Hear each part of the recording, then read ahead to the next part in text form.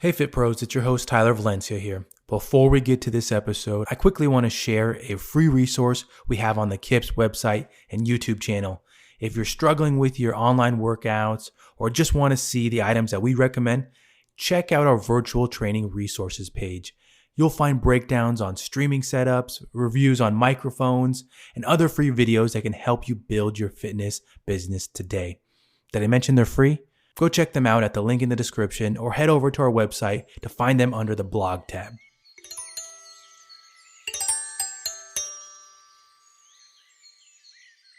Welcome to the best of May 2022 episode of the KIPS podcast. My name is Tyler Valencia. I'm the president of KIPS and Time to Train Fitness.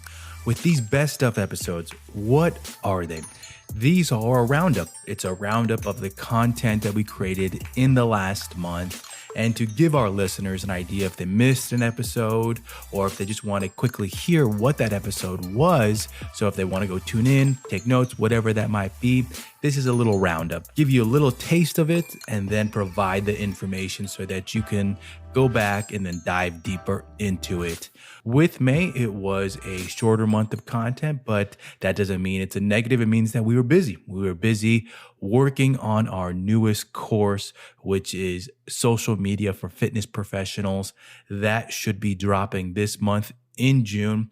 The plan is to get that approved for CEUs with some of the top providers, but hopefully this course will be a foundation for Fit Pros.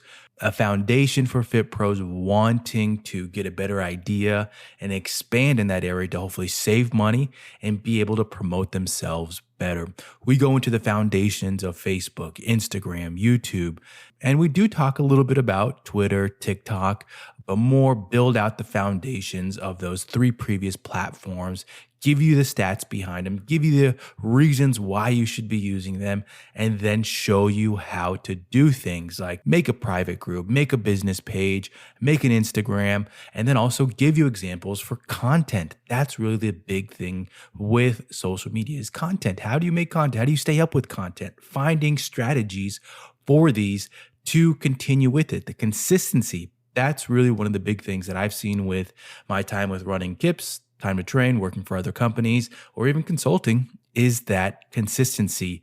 Finding ideas for content that engage your audience, are professional, and then also help you expand your brand. So we will give you ideas for those in this course that will be dropping this month. So be on the lookout for it.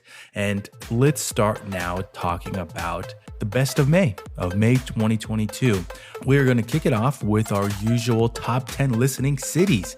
And with this one, starting from number 10, Fredericton, Chandler, Arizona, Richardson, Williamsburg, the ABQ, Albuquerque, Ashburn, Frankfurt, Sacramento, Sacktown, Phoenix, and then our top city of May, Canberra. Thank you for listening. Thank you for tuning in. See a lot of familiar cities in the top 10 right there. That is always one of my favorite parts of creating this episode of the KIPS podcast, going into our analytics, looking at the top 10 cities from the previous month and really seeing how it's global. Of course, I do see some of the local cities, saying that I live in the Phoenix area, but it's great to see the global cities on there. But the two that consistently have been on this, Albuquerque and Sacramento, thank you for continually tuning in and being a part of our top 10 cities. As always with the podcast, if you have a topic that you want us to explore, especially since we're doing more of these discussion episodes, send us an email with the subject line podcast to info@kipsonline.org, and we can see if we can work it in, find a guest, or build out an episode that'll hopefully expand on the topic that you requested. One more item here before we jump into the roundup part of the podcast. If you're in the DC area, there's another great upcoming in-person conference that I want to tell you about. It's the Dca Fitcon, the weekend of August 5th and 6th. It's outside of DC, but from what I've heard, this is a great conference to attend, lots of great sessions, and yours truly will be talking at it. In the description, you'll find a list of all the lectures, and you'll see my 2 sessions. On August 5th, I have my Breaking the Core lecture and in workout, which, in my opinion, it gets better and better each time. I always make sure I switch up the exercises, switch up the research to make sure I'm staying current with what I'm talking talking about. And then really, we do a lot of great hands-on that everybody's going through, everybody's being able to ask questions. And the uniqueness of it, in my opinion, is that I look at the sponsors, who's the equipment sponsor, and then go through and look in each room and see what equipment's there to see if I can find more to utilize in the session. The best example I can give you is at the last conference back in Bellevue, Washington, was that I found some bar gliders. I had brought a pair of gliders, not bar gliders, but gliders that I was going to utilize for it. And the ability to find these hopefully gives people more ideas and how they can use them. We used them for some great multiplanar dynamic core exercises. On the 6th, I'll be doing my breaking barriers involved with exercise selection. This will be my second time doing this lecture, and it's designed to be an open conversation with all of the participants. The joke that I told in this was that you've maybe been to a session where there's that one participant that's sharing a little too much, doing a little bit nonstop sharing, and maybe even holding back the session. In this one, the session that I'm going to be teaching, I want everyone sharing experiences and pulling from how they dealt with them. I provide some examples that most likely have come up when you're teaching a class or doing one-on-one sessions that are maybe uncomfortable. And it maybe puts you in a situation that you don't want to be in. It's those situations where maybe somebody says, "Oh, I don't feel this," or "What am I working?" And we all know it. We've all been there. And really, it's finding ways to approach these situations in a professional manner and how we can move past them to build trust and build confidence with that relationship with our participants, whether it is in a class or whether it is 1v1, to build our business and hopefully gain that type of experience so that when they come up, we feel confident that we can move past them. So make sure you check out the link in the description. I'll also include a promo code for $30 off. Check those out, and hopefully I'll see you at this conference August 5th and 6th outside of Washington, D.C. So as I mentioned in the introduction, the month of May was a little bit shorter with our podcast episodes because we were busy working on a new course, and we did 2 discussion episodes, or I did 2 discussion episodes. The first one that I released was, is online a good route for first-time instructors? This concept kind of hatched and developed from a conversation that I was having with one of my instructors with Time to Train. We were looking for a new instructor to teach bar, and what one of my instructors mentioned was, I have somebody that might be interested, but they've never taught in person. And when I started to think about it, I really started to think how that's actually not a bad thing. And let me give you a little tidbit that I expand on in this episode. But I really started to think about how instructors that teach online, what are those differences? And one of those big things that I see that good instructors have is that they over communicate. They really dive into what they're going through mentally, and they over communicate cues because you're not there to manually manipulate or utilize cues in person. So that constant cueing, that constant communication is one of those big things that I personally see after a few years of some trainers, entry-level trainers, that they don't gain that confidence until they get more experience. So with online instructors, they work on this because they have to. So I personally think that's a big benefit that I've seen for online instructors going to maybe other online or even going to in person, is that they have that foundation built. So that was really the basis of this episode. But to build on it, I even asked in a different podcast that I host a fellow instructor, a fellow fitness instructor, what they thought about it. And so in this, I talk about some of, in my opinion, the benefits of being an online instructor, and then talk about this new route that if you are going the online route for your business, or if you are listening and you're thinking about getting into the industry, maybe going from group fitness to 1v1, but maybe you've been teaching online, I think you have a solid foundation. So let's listen in on a little clip that I pulled that hopefully gives you an idea of this episode and makes you want to go listen to it. A couple years ago, this would have been one of those things like, oh man, a new instructor.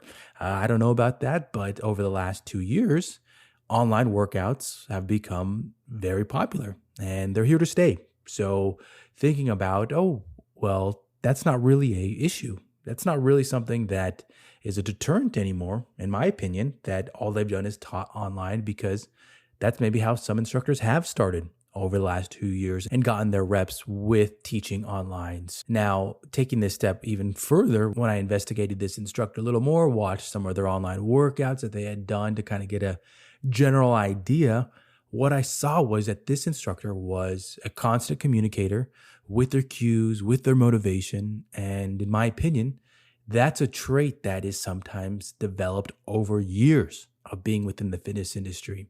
That's something that someone has to work on, that they have to evolve in that area while they become an instructor, whether it's a group fitness instructor or a personal trainer. They need to work on their communication, work on their cues and their motivation to build those pieces around themselves. So this got me thinking now about entry-level instructors, and with online workouts being a very viable option for instructors, and can it be something that's viable for newcomers, somebody just starting? Prior to 2020, all I ever heard were countless debates about, oh, well, if you want to get in the fitness industry, you need to take XYZ certification. But really, is that the only path, the only viable path to being in the fitness industry? You need to take XYZ certification, which is an entry-level certification. And I'm going to talk about certifications in just a bit. But over the last 2 years, more options have come up, more options that help people work on different characteristics. And it's something to think about. Let's think about it just a step further here.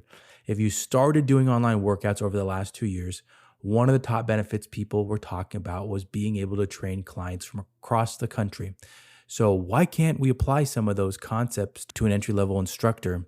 If teaching clients from across the country is a benefit, and now you're not having to compete with the instructors in your gym, and now even though you're on a global scale or nationwide scale in terms of instructors out there, you are now opening yourself up to a bigger market. And that's a whole nother topic, but it's something to think about, that you are now being able to train people, that word of mouth plays a bigger role, or even how you market yourself plays a bigger role, because you have a much bigger sandbox to play in.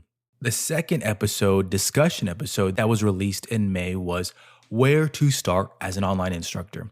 And I know that's a pretty big title, that it could mean multiple things. And with this one, it was really about starting online, about what are your options. And I give you 3 different price points, basically, that you can start online. And the first one is the whole Facebook route, Facebook group. And this one is low cost because you're not really investing in a website. You're not investing in maybe a service that later on I talk about that option. But really, you're just building a Facebook group. You're streaming through a Facebook group, and you can utilize all the great equipment, interfaces, microphones, music, that kind of stuff. But the big thing for that one is your merchant processor. How are you going to collect the money? Since you don't have that landing page, you don't have that built into one spot, you have to find a way to collect the money. And this could be a great entryway for people out there wanting to teach online.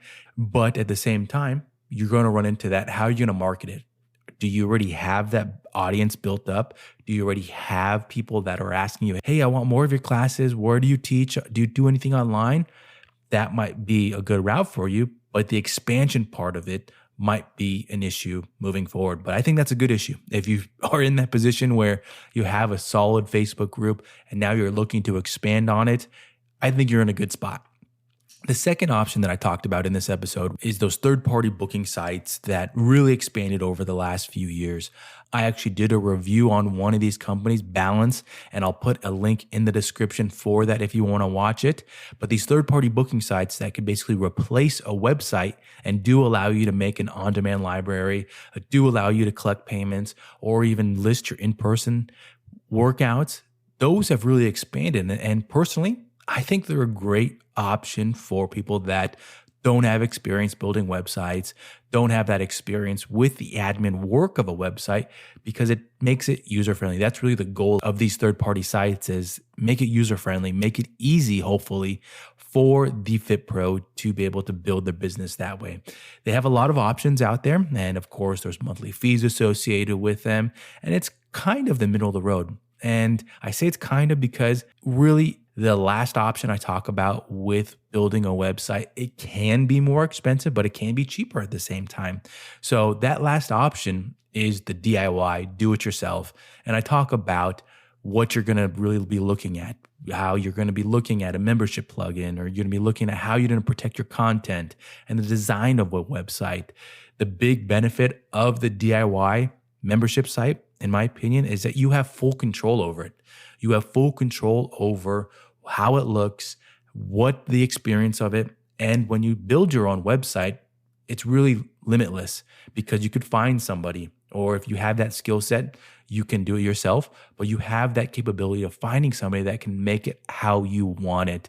There is the cost associated with that, but those types of things, if you are particular or if you want it your certain way, that might be your route. That might be your route to go this way. And the second thing I'm going to mention with the DIY option is the SEO, the organic growth capabilities. The other options I mentioned, those really aren't a part of it because either you're on Facebook or you are on somebody else's platform. But if you are doing it yourself and you have your own website, your organic growth capabilities, somebody finding you, or maybe if you're doing paid advertising and being able to include landing page links, all that kind of stuff, those are really optimal for that route. So this episode goes through those three options, talks in depth about them, benefits, negatives, price points, that kind of stuff that really hopefully gives you an idea of where you can start if you're looking to, and hopefully building that option for yourself as a Fit Pro. Let's jump into a clip from this episode that expands a little bit on what I said and hopefully gives you an idea that makes you want to go listen more. Now, this discussion topic, I've seen it on different Facebook groups. I've seen people share positives, some share negative. All, in my opinion, have to do with their experience and kind of what their background is and their familiarity with working with websites or even working with technical aspects of putting all these together. So the three options that we're going to be looking at, again, depend on your comfort level. What do you feel comfortable with? What is your budget? And how much time do you have to dedicate to getting this going, getting this website, getting this business rolling? We're going to be discussing the Facebook private group route, using a third-party booking company. And then lastly, we're going to jump into the DIY option. So creating your own member site and some of the technical aspects associated with it. Let's start with the Facebook private group. Now, I've seen this one work pretty effectively, and I've seen some businesses that had it in person add this element over the last 2 years, and it worked pretty well for them.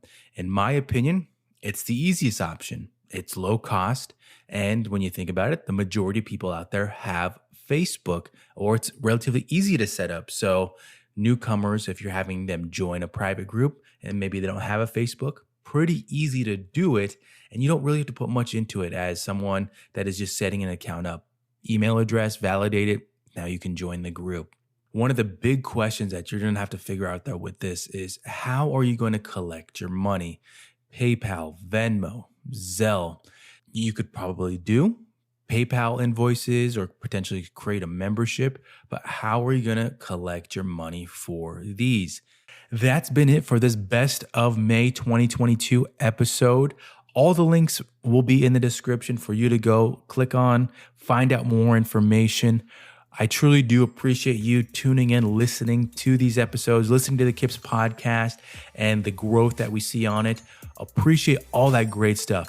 If you have time, please drop us a review on your favorite platform. Those help this podcast grow. That helps us grow and provide more content for you. Until the next one, I'll see you online.